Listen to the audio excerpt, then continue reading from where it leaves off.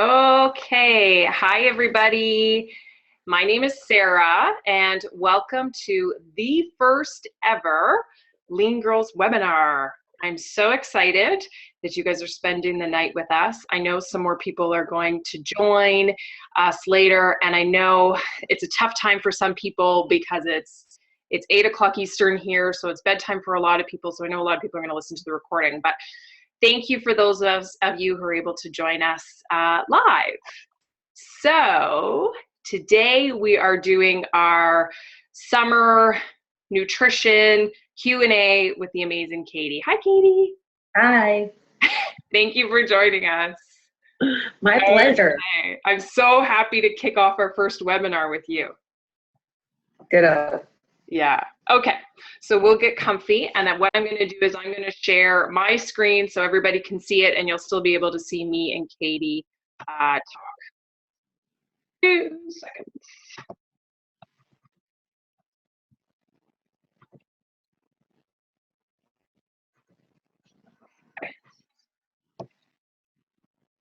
Now,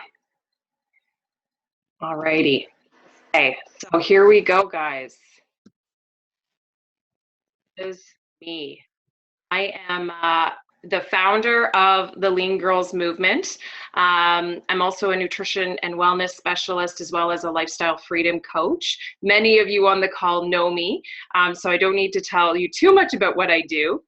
Katie and I both laughed at our pictures that I put on our poster because in both of our pictures we have professional hair done and makeup and professional lighting. We don't look like this on day to day. But yeah, so the reason that I created the Lean Girls, or I had the vision for creating the Lean Girls movement back in early 2015, because I sort of had a yearning to connect with women, honestly, women like myself. So it's a little bit of a selfish need, but to connect with women like myself, these were women who, like were strong in character, but we're busy. We have lots of commitments, whether it be our kids, our spouses, our jobs. So we're constantly giving, we're constantly passing our energy out to other things and other people. And often we don't spend any time on ourselves. We've always put ourselves last. I don't know if you agree with that.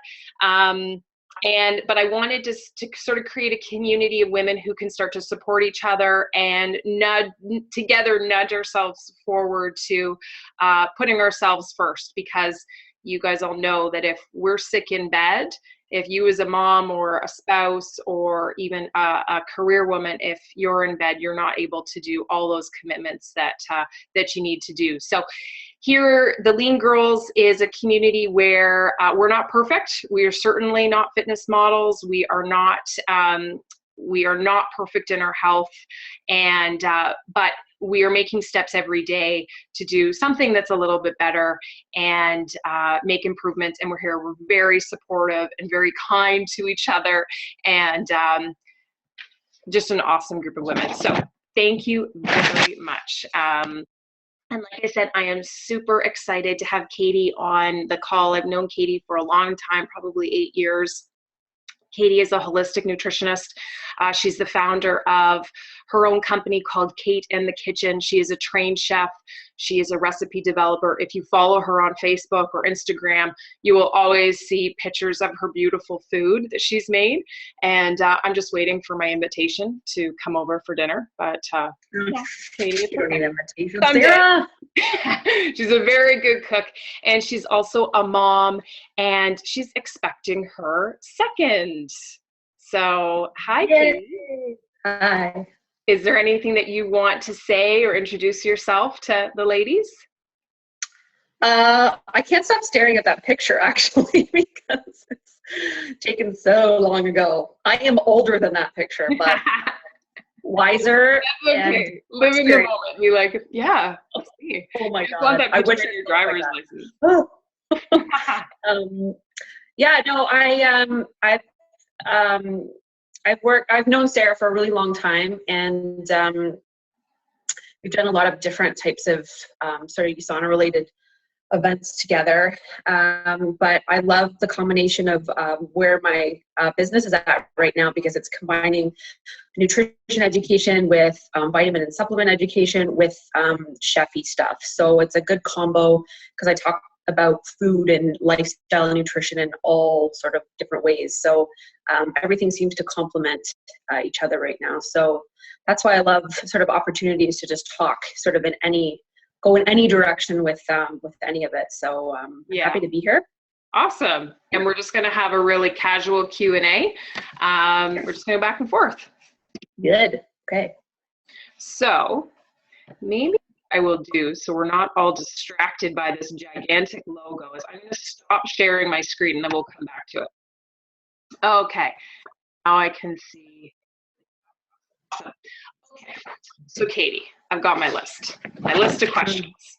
And as we go, ladies, if you want to pop a question in the chat, I will try to, I'll try to grab it. But what we wanted to focus on tonight, like having Katie on this call, and because she's a holistic nutritionist and so knowledgeable, she's always my go-to when I have a question about something food related that we're going to put into our Lean Girls program, or a product or something. I always ask Katie.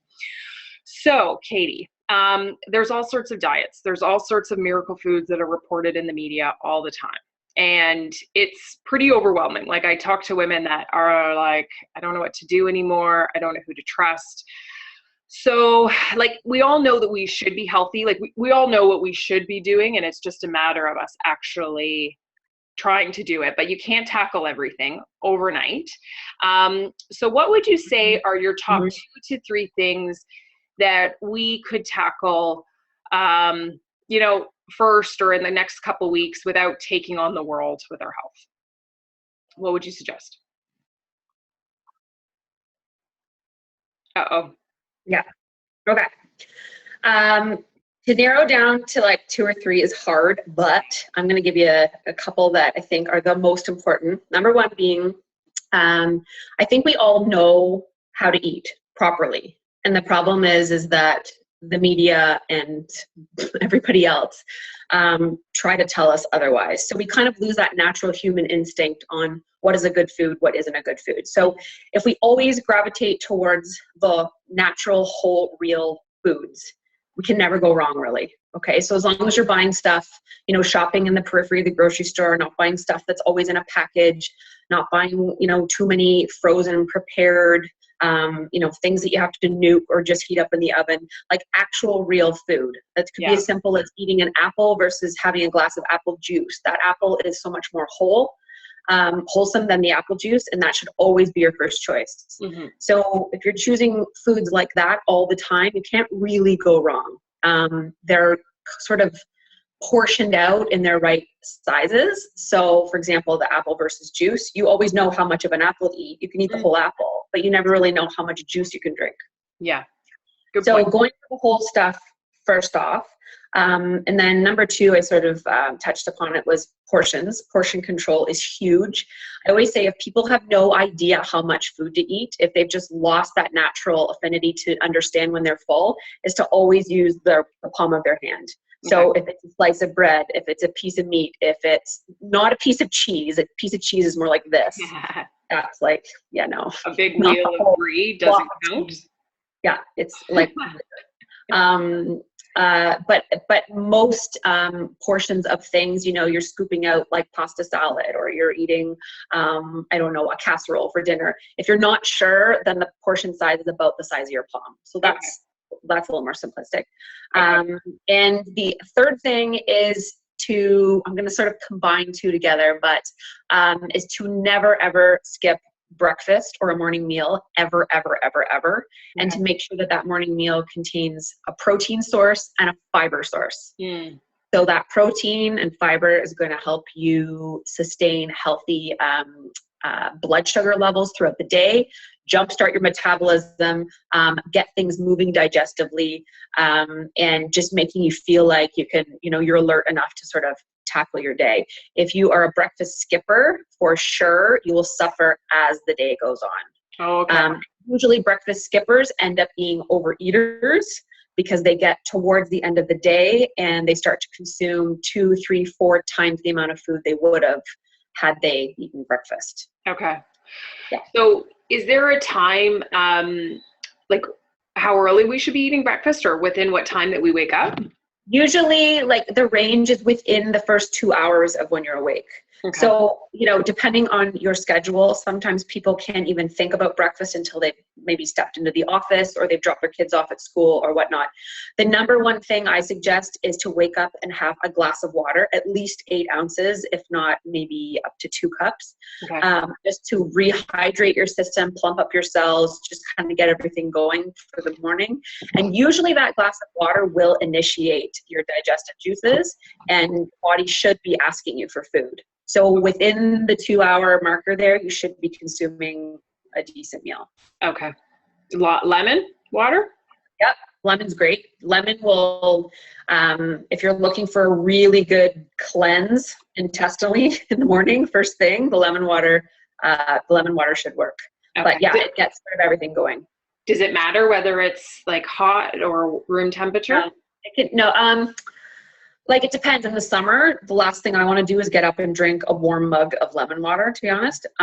So mine is room temperature. Okay. But in the winter, you might just want it warm. You just don't want it to be cold. So you don't want ice cold water with lemon in it. Okay. Just has to be on the warmish side. Okay. I personally don't think I have ever missed a meal in my life. I'm not one of those people that misses meals. I literally understand those people who are like, I'm so stressed, I haven't eaten in all day. I'm like, no, that never happens. I eat all the time. I've never missed a meal in my life. Okay, awesome. Thank you for those tips. That's good. So this again is a selfish question because I'm constantly battling this, but you're a mom. There's lots of moms on the call. And I think a lot, like, we can all relate to this, but it's the mummy tummy. So is there foods or a food or something we can do with our diet to slim down the mummy tummy? Okay. Like, is there a magic pill for the mummy tummy? Yes. Why not is there? There is not. It's not like, oh, if you eat like pounds of grapefruit, you'll shrink your tummy. No. There's always different reasons for different women why they have the mummy tummy. Is it, did they perhaps carry too much weight during their pregnancy, so there's more to take off after? Did they do more emotional eating maybe afterwards? Are they just so busy with this new baby and they haven't really been able to keep up with their workout routine? Like, there's just so many different kinds of reasons.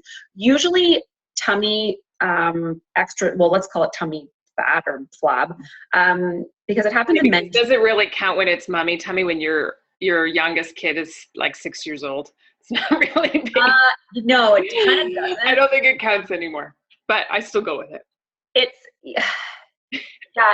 What I was just going to say is that whether it's happening to a mom or a dad or anybody, belly fat is usually dietary related. Okay. So you have to look at what you are doing on a day-to-day basis. And usually it's really minor things. It's like, you're just consuming too much sugar. Sugar is by far the culprit right now. We're consuming way too much sugar in so many different ways. So it's, are you having like 2 lattes a day where you're having 2 packs of sugar in them? If you wipe those out, it would probably make a difference. Are you drinking a few too many beers or a few too many glasses of wine on the weekend? That could make a difference. Right. Are you just all of a sudden a dessert eater every night because your kids want dessert after dinner? Yeah. So usually it's like these sort of like nitpicky things that if I were to look at a food journal that you wrote down for a couple of weeks, I could probably pinpoint exactly what the culprits are. It's usually dietary related and combined with exercise. So cardio exercise is a great calorie burner. So is weight training, if you can get into both. And it's being active on a daily basis. So if you're a power walker, you need to walk every single day. If you're a runner, not necessarily if you're a runner, run every single day, but the more sort of high intensity cardio exercise that you will do, the quicker you should shrink the tummy. Okay. Should. It's also a little bit genetically related. So if you look at how your mother or your sisters were after they had kids, you might see a comparison. Like you might see sort of reasons why, like, if it took your mom a little bit longer to lose her baby weight, it might just take you a little bit longer because you're kind of built the same. So there is a little bit of that connection as well. Okay. but it's usually diet. And usually there's a reason what's going on. Yeah. Yeah. I know my bad habit is when the kids have finally gone to bed and like I've done the dishes and I make my cup of tea, it's that nighttime dessert. It's like a little reward at the end of the day. And it's hard to pick. So it's a sugar treat. It's late night eating. Does that make a difference? Yeah, it could. It could. Because if usually late night eating, there's no purpose to it other than the fact that you're tired, you're bored, you're in front of the TV, you're without kids, and it's like, yay, let's celebrate, they're in bed. Yeah. You want to bust out the chocolate.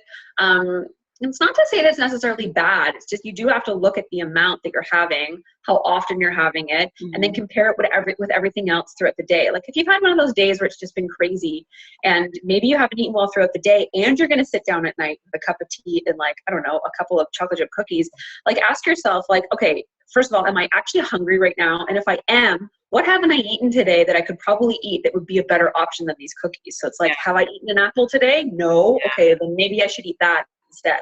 Okay. So sometimes it's just stopping yourself before you make a bad decision. Yeah, I've certainly tried to, because we never cut out everything, but I've really tried to make Monday, not to Friday, because usually Friday's movie night at my house, but try to make at least 4 nights or 4 or 5 nights a week where I don't have any treats. And I've seen that help. Yeah. And what you might also find, and I'm not condoning putting all the treats back in, but sometimes if you have the treat at a different time of day, you actually end up consuming much less of it.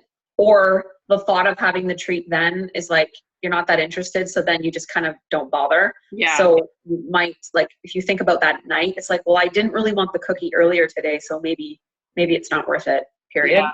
So it's just like, sometimes it's a habit. It's just a conditioned habit. That too. If you were on a really restricted diet or eating regime because you had to, I don't know, let's say lose 20 pounds really fast or something like that, you wouldn't be able to have any of this stuff. Yeah. So it really sometimes is just a mental habit that you've just created. Yeah. Okay. So we're heading into the summer season, and I always think that, summer is going to be the time to get healthy because we've got all this fresh farmers food, and finally in Canada we can get stuff from Ontario and locally. And, you think you're outside all the time, but then at the end of the summer, I feel like I'm gained more weight than ever, but it's from all the barbecues and it's all the drinking and the potato salad. Yeah. So what are some of your tips, or what are some of the things that you do to sort of keep the summer time in check? Okay. In my house, I have a master griller. We actually have 2 different types of barbecues. It's ridiculous. Mm-hmm. So we grill a lot in the summer. And I find in general, compared to like winter type food, summer grilling food tends to be lighter, and you can throw things on the grill that you might not want to eat other times of year. We know that fruits and vegetables are plentiful, so people tend to actually eat more vegetables, more salads in the summer because they're more refreshing, they're lighter, and usually a grilled vegetable somebody will eat over a vegetable done any other way. So usually you increase your chance of eating more vegetables in the summer. So I'd say throw as much as you can on the grill. In the summer, we should be eating a little less of the starchy stuff. Like in the winter, we're having, spaghetti and meatballs, and we're having mac and cheese, and we're having, grilled cheese or something. We're just having more starchy baked potatoes and chili and stuff like that. Yeah. But in the summer, I find you can really get away without a lot of the starchy stuff, especially for dinner. Mm-hmm. Have grilled vegetables and chicken or fish, some asparagus or whatever, and just be perfectly satisfied that way. So I emphasize a lot on the veggie stuff. You can go to barbecues and you can not eat the potato chips and not have the potato salad. And my approach to going to other people's barbecues, picnics, or whatever is that, and this is the way you should set up your plate every day, is to emphasize on all the veggie options first and then put other stuff on the plate. So if I see green salad, if I see grilled veg, I load up on that stuff first, and then the small amount of space I have left on my dinner plate is where I put the other stuff that might be tastier, but I don't need as much of it. And sometimes it's just a taste too. Yeah. So if you do really think you need that potato salad, like literally put a spoonful on your plate and just get that taste like out of your system, and you're probably fine. Alcohol plays a huge role in the summer because we just tend to sit and socialize and just drink a little bit more than normal. So for women especially, because we're only supposed to have about let's say 1 to 2 they're saying right now it's like one drink a day, but really they're even more like 4 to 6 drinks a week right now. Like keep changing the amount, and men for some reason can have way more, which is totally stupid and unfair, but because they're going to drink more anyways. But I say for women, cut your alcohol. So like if you're a wine drinker, have like more spritzers, or have a glass of wine and then have a couple glasses of water in between and then have another glass of wine. Yeah. Because at the end of the night, you might have only had 3 glasses of wine versus having like 6. Yeah. I always say for beer, for me, I only like it really, really cold. So by the time I've gone through half a beer, I'm so not interested in it anymore. So what I usually do is share a beer with somebody, because like I'm not going to enjoy the last half anyways. So that could help you cut down. Obviously the sugary blendery drinks are, it's dessert in a cup. So if you're going to do that, do it like sparingly. And the only other thing I can suggest for the summer is to get outside and be as active as you can, like every single day. There's no unless it's like raining cats and dogs, there's actually no reason why you can't spend some time outside. Go for a walk. The summer evenings are the best time to get exercise because it's so nice out. It's not hot. It's a great thing to do after dinner instead of just sitting around. Yeah. So if you really make that a habit where you're just walking an extra 30 minutes every single day, you really can offset a lot of that sort of barbecue going sort of activities that are in the calendar. Because you don't want to be the antisocial person. You don't want to be the person that's like, oh, I can't eat any of this. So you have to choose your best options for what's given to you, and just move a lot. Okay. Okay. Awesome. You've kind of answered my next 2 questions, which is amazing. I was going to ask you about alcohol because we are getting into the patio season, which is great. So thank you for talking about that. And what I was going to say is, so everybody on the call, I think is from Canada. So we're a couple weeks away from the July 1st long weekend when we can officially say that it's bathing suit season. And so, we all want to lose that last 10 pounds. And whatever it may be. But, you also hear about not going on any dress. Like we don't want to do, and then in the Lean Girls, I don't think we suggest that, but we don't want to do anything drastic. But what are some sort of tips that we can do to lose some pounds in the next couple weeks? Okay. 10 pounds is a lot in less than a month.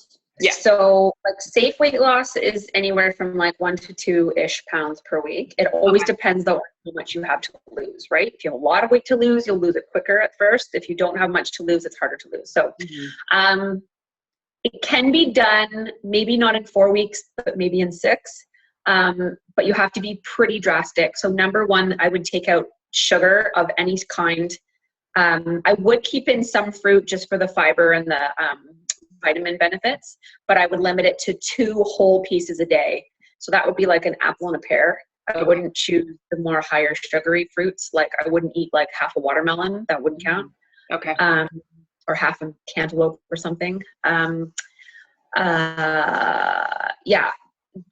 Going for more protein vegetable type meals and taking out all the starches, only because, and not to say like carbs are bad. I never ever like to say that. I'm a huge fan of brown rice and all the other amazing grains and sweet potato and even regular potato and all that.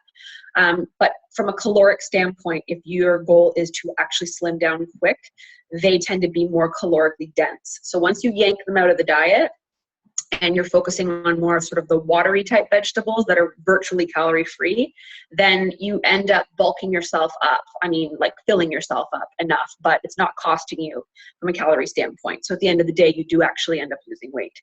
So your, let's say, lunch and dinner meals would be mostly like protein plus vegetable based.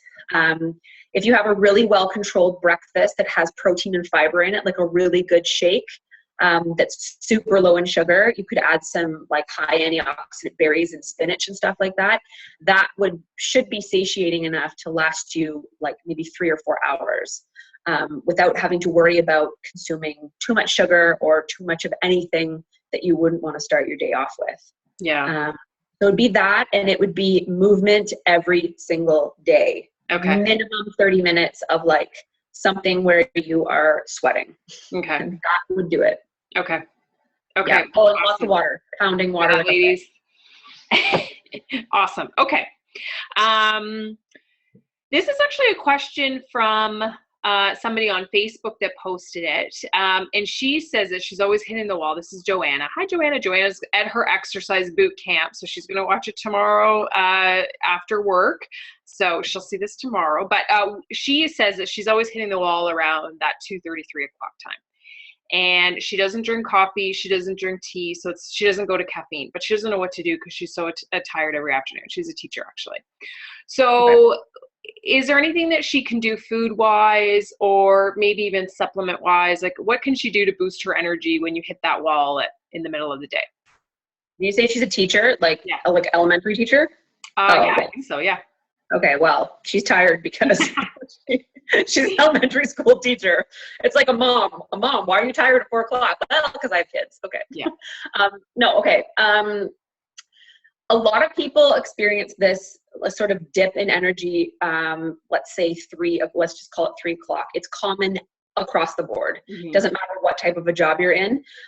One of the main reasons is 3 o'clock, even anywhere between 2 and 4 is actually the time when our bodies are actually starting to wind down for the day. So if you've been up since 6 a.m., it makes sense that you would start to be tired around this time, just because physically, biologically, our bodies are winding down the day. So in other parts of the world, like in Europe, they close up shop around 2 or 3 o'clock and they go home and they have a nap. So that they can recharge, and then they work a little bit later. So it's really natural that we're actually tired at this time.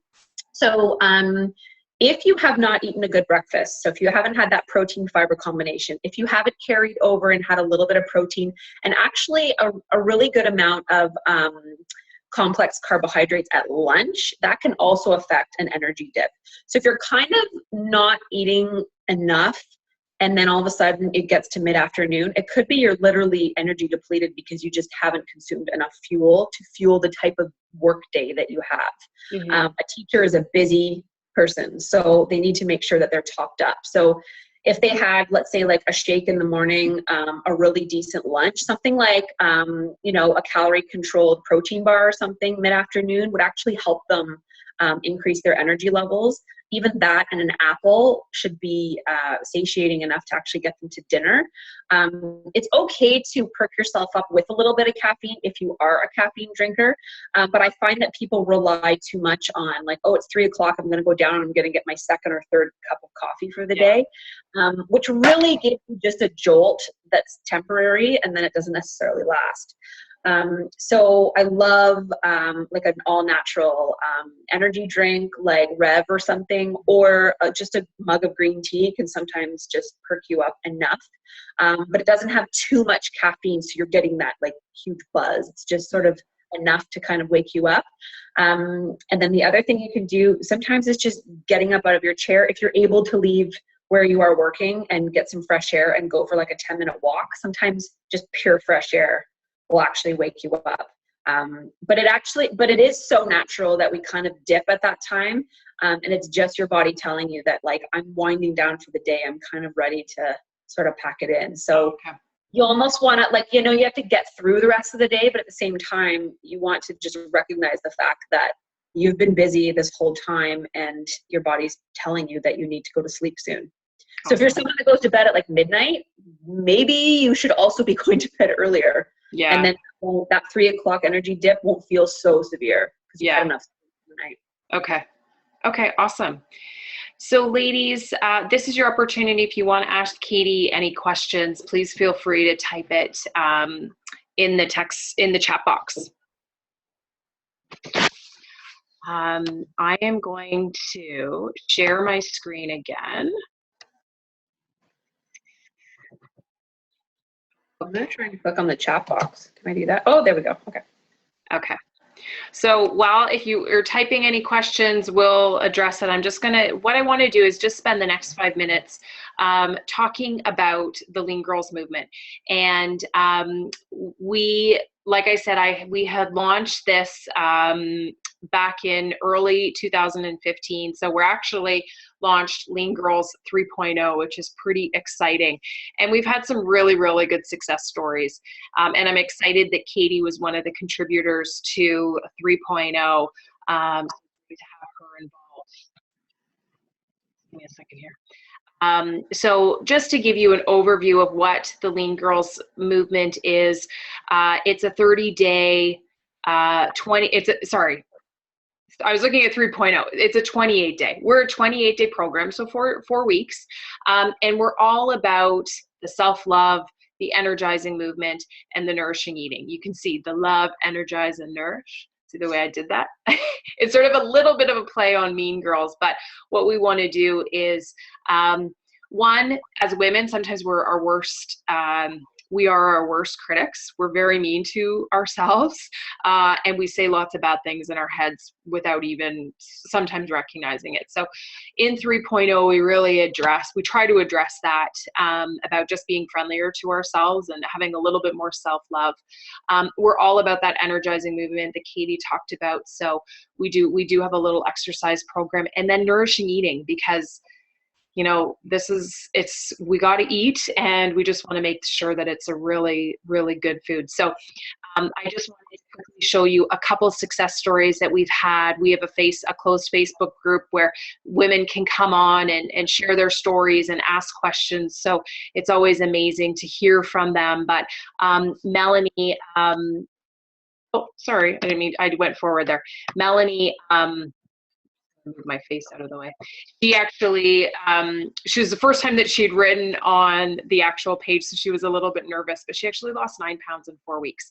And she was super excited because she was going on a cruise and she was starting to hit her goal weight. So that was really awesome from Melanie. And Nadine, she was actually down, she finished her week 4 and she lost 14.5 pounds. She did an amazing job. She had a bigger goal, so she kind of kept going, but she really noticed difference in her energy level, and she was just so excited that she sort of hit that big goal for her, and she just kept going. So congratulations to Nadine as well. And I'm super excited about this one because this is actually my mother-in-law. So my sister-in-law, Sherry, is one of our Lean Girl ambassadors, and she posted this about her mom. So Pam, my mother-in-law, actually lost 20 pounds. And she didn't do this in the 4-week period. It was more like 6 weeks. But she's done so well on the Lean Girls. She's actually, you know, promoting it to women at her work because she's done so well. And this shot was actually taken a few weeks ago. So I think she might even have lost more than 20 pounds. But her knees aren't as sore because she's not carrying as much weight. So she's done really, really well. So we have some awesome success stories, and I'm really happy with everything that these ladies have done. So just a little overview of what the Lean Girls movement is. This is for women who are ready to own their sexy again. I feel a little bit funny saying that because I don't see myself as a very sexy person, but I like to put it in there. We take care of everybody else, but now it's time to spend a little focus on ourselves. So the movement is all about loving yourself, ourself, energizing your soul, and nourishing your body. So that's what we do here. So over the next 28 days, if you wanted to come on the ride with us and really start your summer off with a bang, here are some of the things that you're going to be focused on. So one, like I said, it's practicing self-love and being kind to ourselves. It's moving in ways that energize your body and soul. So exercise is different for everybody. And we've included an exercise guide that you can incorporate into your life, but your cardio is going to be whether you like walking, whether you like running, whether you like yoga, it's up to you. But it's just about energizing your soul. You're going to eat clean food every day. You're going to have boundless energy, that kind of energy that your kids have, that kind of energy that you want to bottle up and drink every day. You're going to sleep through the night. And we found that a lot of women said that they were just sleeping better throughout the night because they were having more balanced meals, and they were just waking up in the morning feeling like a new woman. You're going to create tone and definition and maybe in muscles that you might not have seen in a while. And you're going to nourish every cell in your body with disease-fighting antioxidants. And that's really, really important because all of our health is at the core of the cell. I'm getting a little note that my internet is unstable, so I'm sorry if I'm pausing. And then we're just going to focus on being mentally sharp and really focused on your everyday goal and what your mission is. So how the program works, it's like I said, it's a 4-week program, and we've actually split it up into 2 weeks. So week 1 and 2 is your hyperfat loss phase. This is the phase that you're going to lose a little bit of water weight, but you're also going to prepare your body for that, we call it that hyperfat loss. So during this week, or during these 2 weeks, we really encourage you to have 2 protein shakes. And we have a really great product partner, so we'll tell you a little bit more about the protein that we suggest. And then you're going to incorporate your own meal and your own snacks. So most of the women in the program will have a shake for breakfast, and they'll have one for lunch, and then they'll enjoy dinner with their family. But it's totally up to you.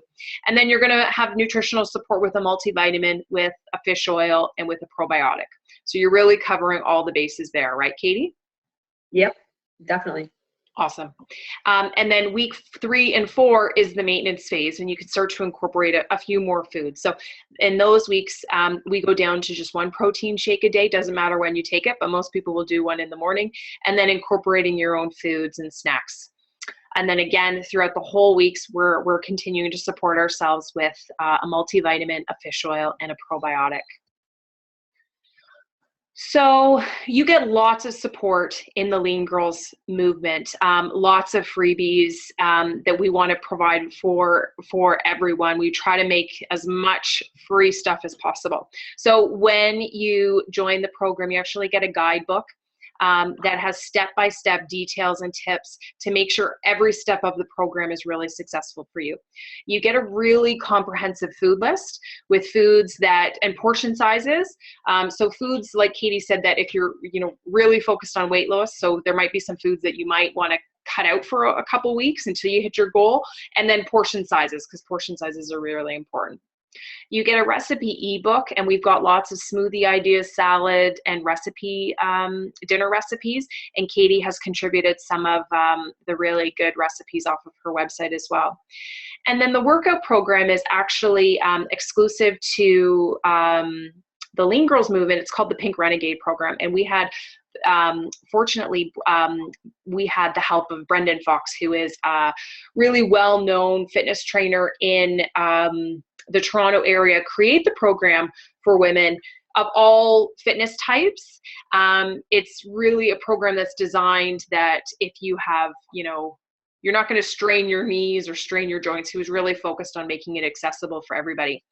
And then we have this amazing closed Facebook group that is an opportunity, like I said, to share your triumphs and your journey, share recipes. We try to cheer each other on. And it's also an opportunity to ask questions of Katie or of Brendan or of myself.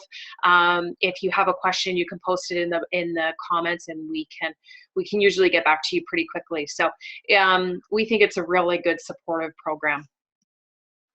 So I just wanted to take a couple minutes to show you everything that is in the guidebook. In the program, we're really super excited because our product partner is named USANA Health Sciences.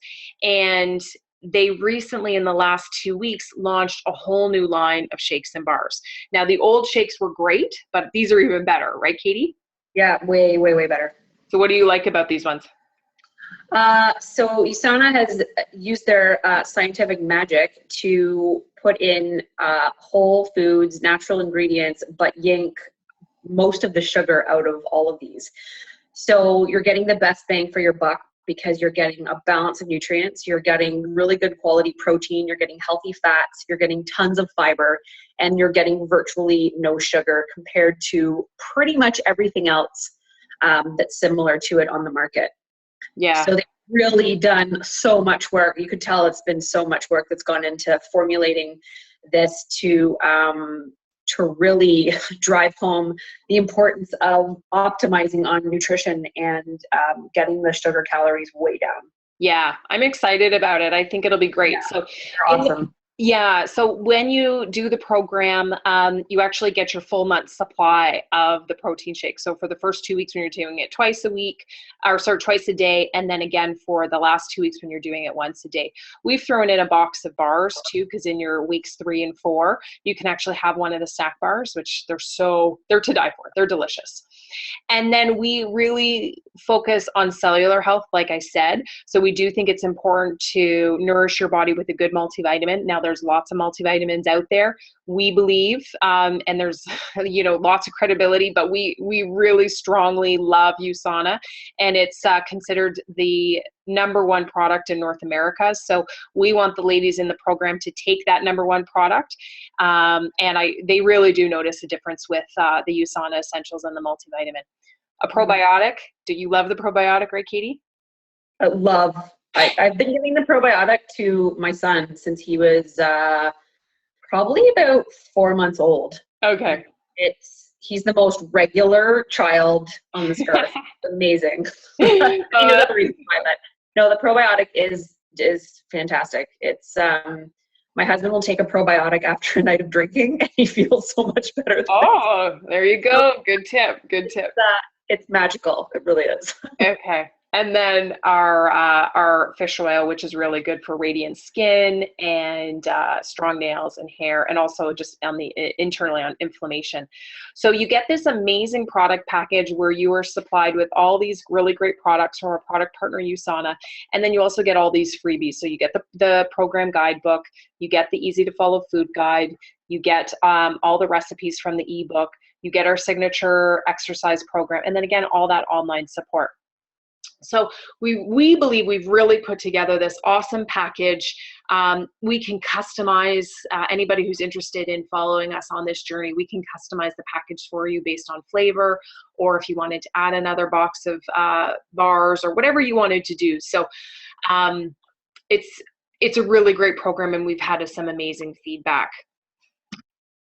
So that's it for us tonight. I'm going to turn the chat back on, but just to see if there's any final questions. But please do keep in contact with us, keep in touch. So please like us on Facebook. Our page is the Lean Girls Movement.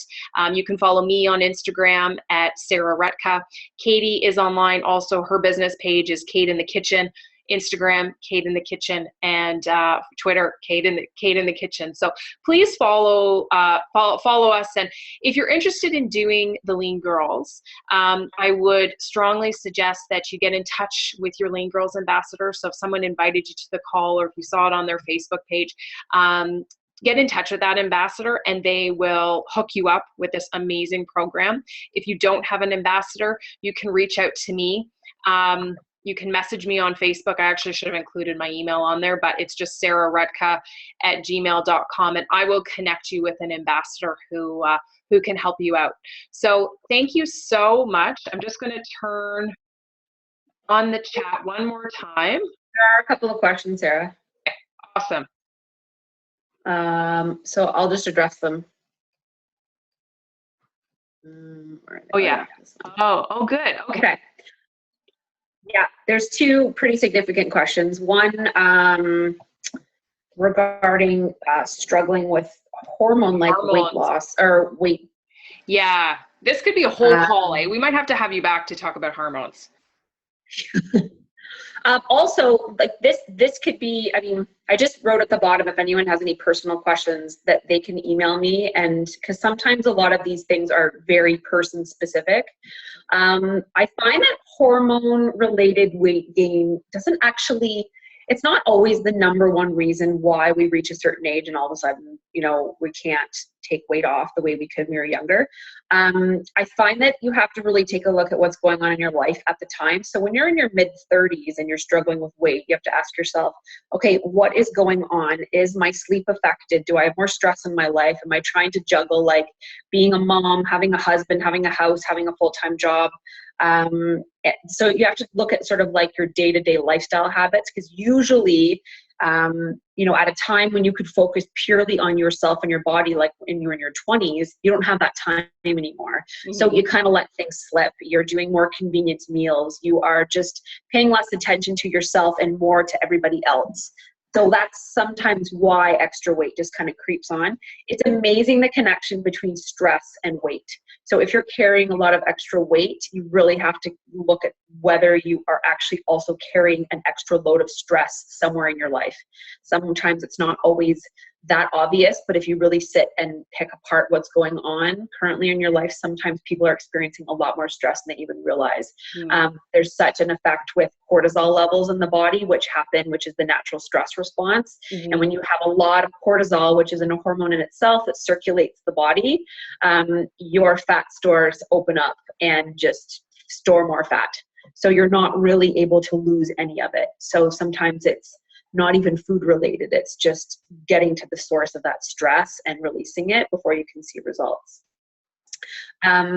People underestimate the balance of actual nutrients. So if you're not taking a really good quality multivitamin that sort of covers the gamut of all your essential nutrients, it can affect everything. It can affect your cellular health. It can affect how every organ in your body functions, how your digestive system works.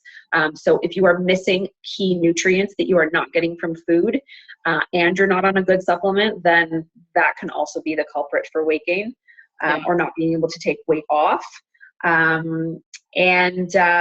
also find that, people might have this sort of routine in place, like, I go to the gym 3 days a week, but the consistency is not necessarily there. So it's like you have good intentions to go to the gym 3 days a week. You have a gym membership, but if you looked at the whole month, the whole past 30 days, how many of those times did you really diligently get to the gym, and were you efficient at the gym? And the whole 3 day a week is sort of this like minimum, like, well, it's better than nothing. But again, I believe in being active every day, even if it's just 20 minutes.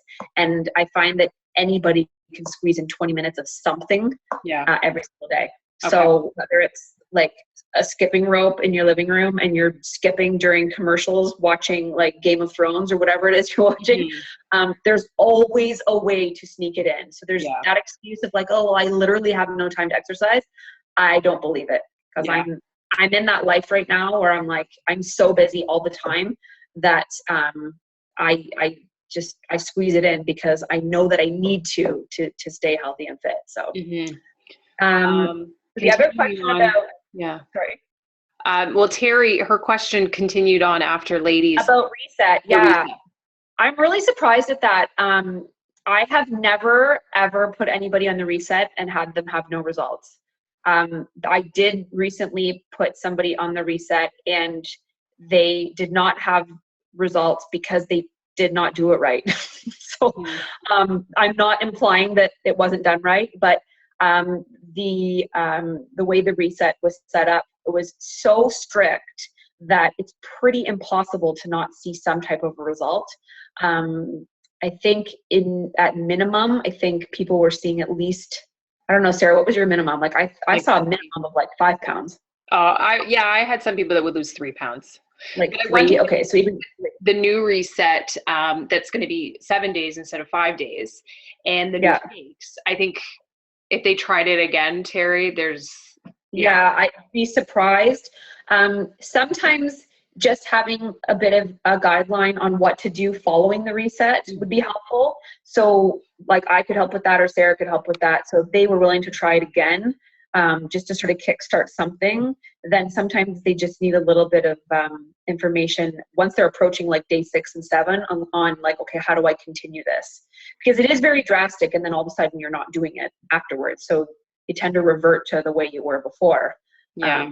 And Terry says, that's something that we can talk maybe in more detail about.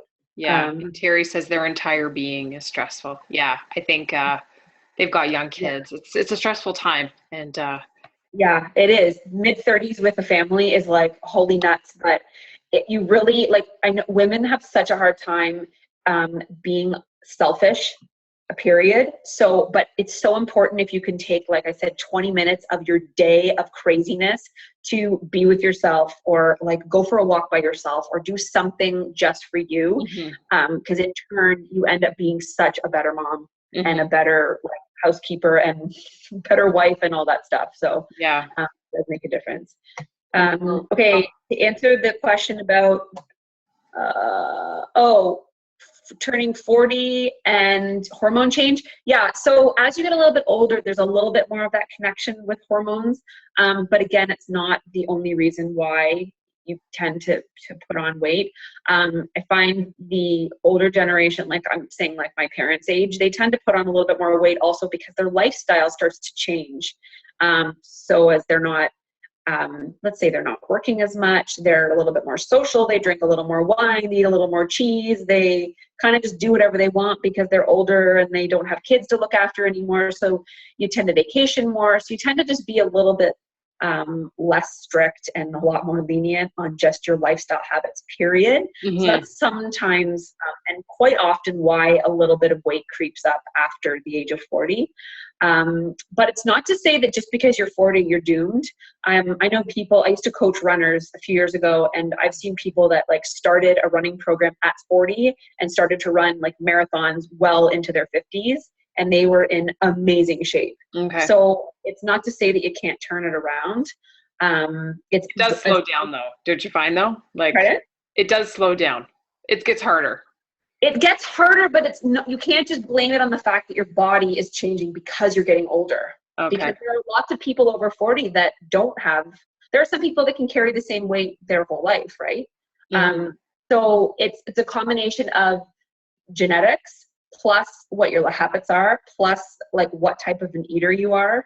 But does metabolism really slow down? Does metabolism must slow down? Because it does. Yeah, it does. Okay. But it's not drastic like like it seems like it is. It's not like all of a sudden on our metabolism slowing down, but it's like your metabolism can slow down at any time in your life, but it's usually affected by like you're usually affecting it. Okay. Barring a condition, like all of a sudden I don't know, you have some kind of thyroid condition, which is out of your control. It's usually something that you can have an effect on directly. So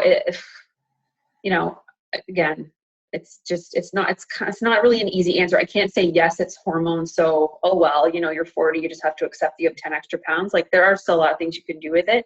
It's kind of a little bit of everything, but it's not to say that just because you're 40, there's just no possible way to lose that weight. Okay. Awesome. Hopefully that was helpful. I think that is it. So Katie, you said you were going to share a little freebie. I'm going to email it out, but do you want to tell everybody what it is? You had a weight loss tips sheet or something. Oh, I forgot to send that to you. That's okay. Yes. We'll email it to everybody tonight. I do. I have a tip sheet. It's because it's 9:00 at night and I have full on prego brain. I can't remember the title of my own tip sheet, but it's basically like a sort of key tips for like healthy weight loss. So, not being too extreme. Like it's just really sort of easy daily reminders. And it's something that I encourage people to either stick onto their fridge or their cupboard door or something so that you're kind of always looking at it, so that every time you're thinking of planning a meal or, going to meet a friend for lunch, you're kind of always thinking about these tips, and they're just really easy, basic reminders. So I will send that to you, Sarah, and then you can send it out to everybody. And I'm also going to include an extra bonus of some of our Lean Girls smoothie recipes. So we'll email those 2 documents out to everybody. So thank you again, Katie. I hope you will join us again, and maybe in a couple weeks or a couple months, maybe after you've had your baby, or maybe before. I don't know. We'll work it out. Let's do it before, please. Yeah, maybe not after. Yeah. We'll let you give you a break. Yeah. Thank you so much. Thank you, ladies, for joining and sticking through. We appreciate it. Have a great night, and we'll talk to you all soon. Thank you. Bye.